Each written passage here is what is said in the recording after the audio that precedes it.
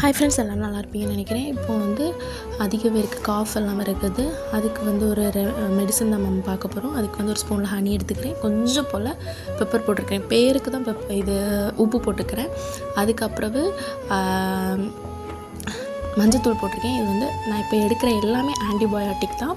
அதுக்கப்புறவு honey நம்ம எவ்வளோ எடுத்துக்கோமோ அதில் வந்து 1 மடங்கு கம்மியாக பெப்பர் எடுத்துக்கிறேன்.